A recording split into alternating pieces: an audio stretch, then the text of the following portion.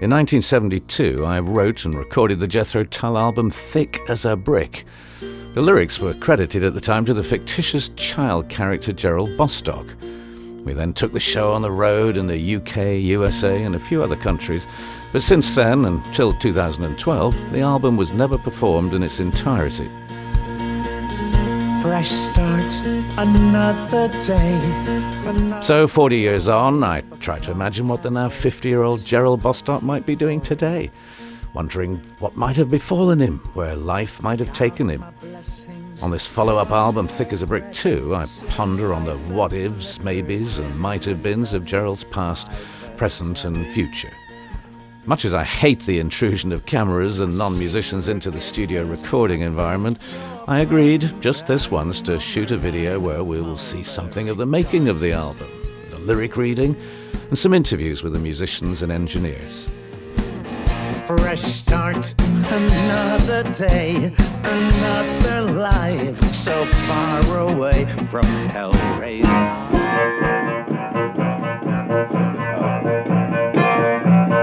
That's the tonic, that da, and then you go. That one, there's two different chords, isn't there? The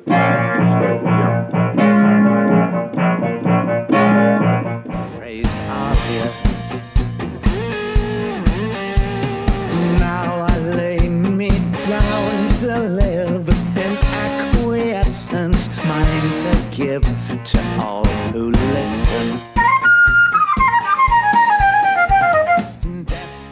We were looking for a drummer that would be capable of all sorts of things, from the gentle, sensitive touch of playing with orchestras and string quartets through to full-blown rock stuff. And Scott comes from a jazz background, but does have a pretty good awareness of rock music and many different music forms. So he's been able to stretch out technically as well as in terms of volume and power on this album, and I hope he's enjoying it as much as I'm enjoying his playing. On the mantle, lit by flowers, scented candle, ghostly flicker.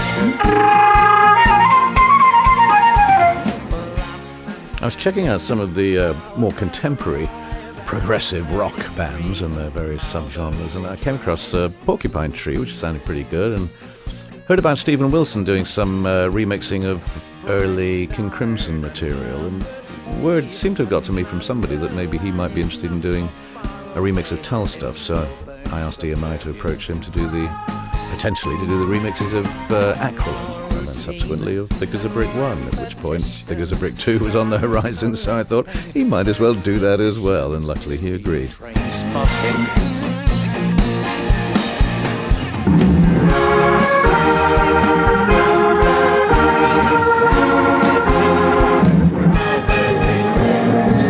Oh yeah, the back of the guitar, yeah. Well, it's psychedelic, isn't it? Does the backward guitar, does it move around? Yes. Where you were panning it a bit? Yeah, it's kind of moving around. Yeah. I mean, I don't normally like to do things like that because they're a bit gimmicky, but that sounds just crying out. But it's a for it. retro thing. It's a the psychedelic whole point thing, was to revisit that kind of hippie thing. Exactly, but, and I've picked up on that. And I think there's one Hammond swirl which kind of goes around the room as well that starts one of the sections. I forget which one it is now. How are you on that one for bass? I think we need to look at the triplet at the end. Ding, ding, ding, ding. Well, that's just what I was mentioning to John, because I think he's a little in front of that, so we should probably fix that. It's not working with the drums, but the previous tape might work. Yeah. Can we just mute the keyboards at that triplet? Yeah, first? we do.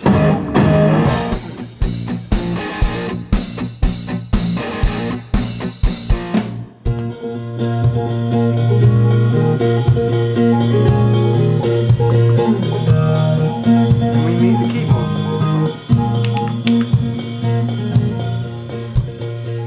Bequeath comforts, ceramic hob, electric blanket.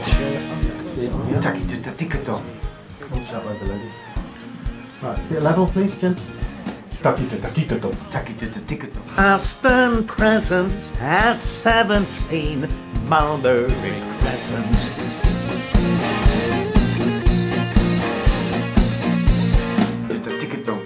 That's better. Much better, Scott. What you did then. Okay,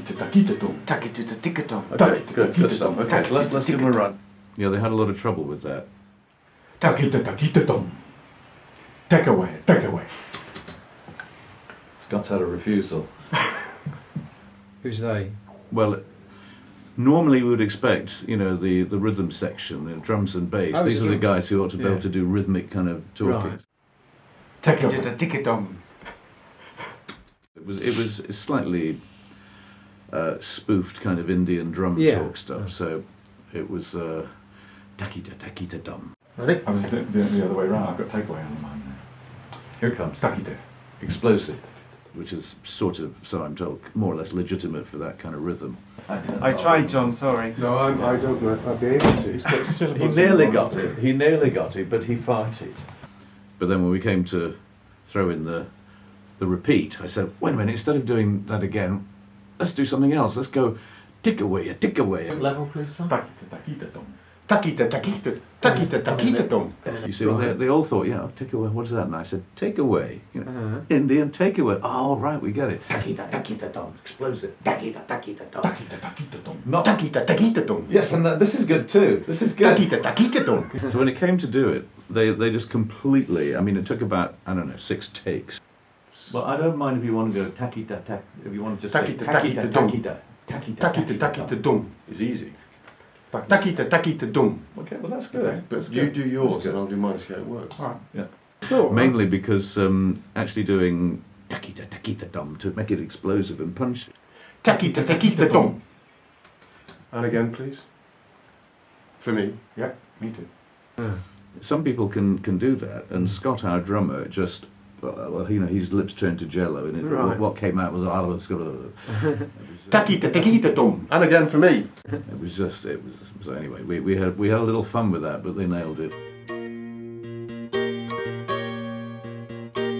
Let's try it.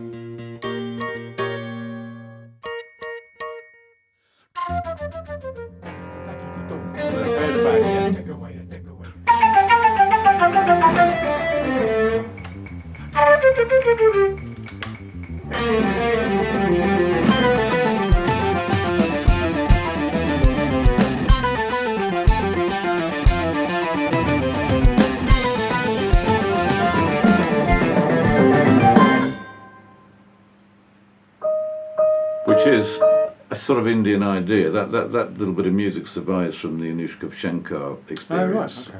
and so it was a unison passage, and I was really careful to try and write something that was playable on the sitar. And of course, not only was it playable on the sitar, but she sat down and went with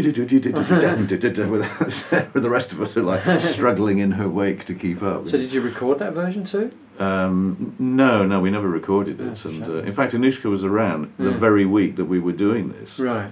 but just starting her UK tour Okay.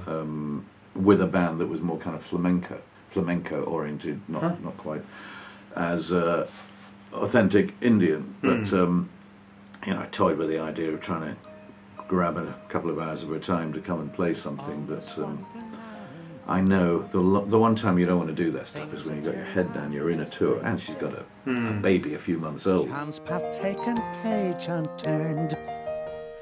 Florian and I have been together since he was tender 19 or 20 years old, and was originally playing acoustic guitar. I didn't quite twig until a little later he was actually a fairly strong and powerful electric guitar player. So we've worked together on acoustic shows, orchestral shows, and rock shows.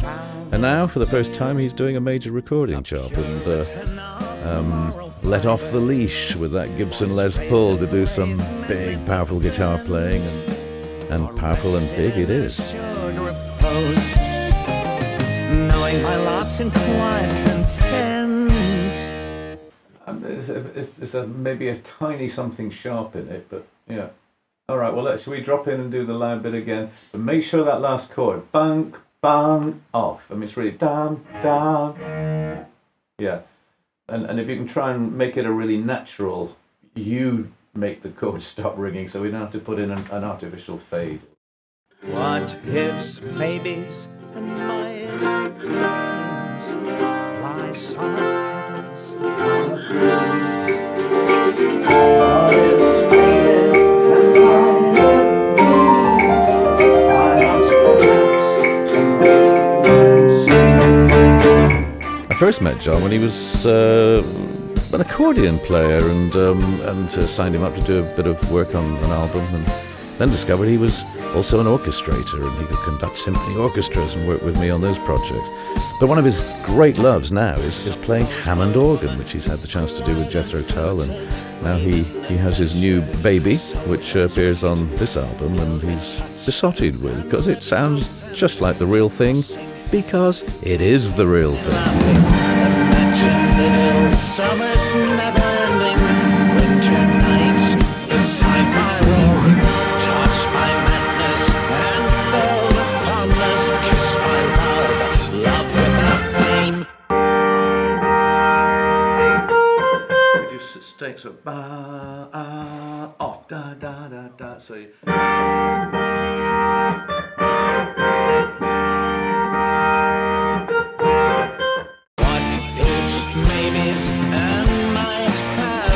David Goodyear is a stand-up bass player in a jazz group in the West Country. His great strength really is that he's a great thinker about what he plays, and I don't really have to tell Dave what to play. He's just instinctively good at picking up the groove and knowing just how much embellishment and creativity he can insert without incurring my wrath. I'm just trying to do the ra at that last note. Bum, bum, bum, bum, bum, bum. And then you can let everybody have a natural decay, but Florian has got a long feedback note at the end, which goes on, for a good sort of 5, 6 seconds, which will be an overdub. Okay. Yeah, he has to go in the room. Because he likes to feed himself back. Big long feedback here, and then it's resetting tempo, separate take, but for...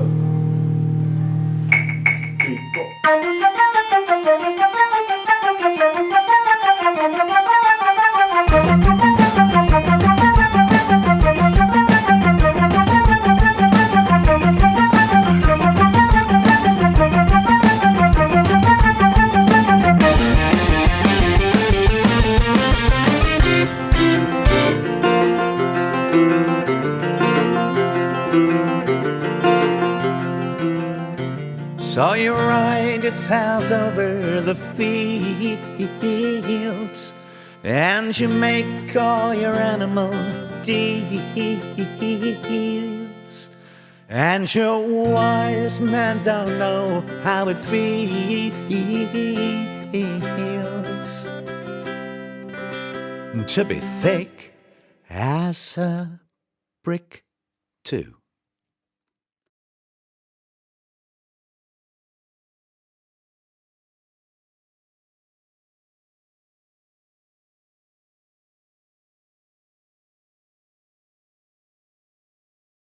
This, boys and girls.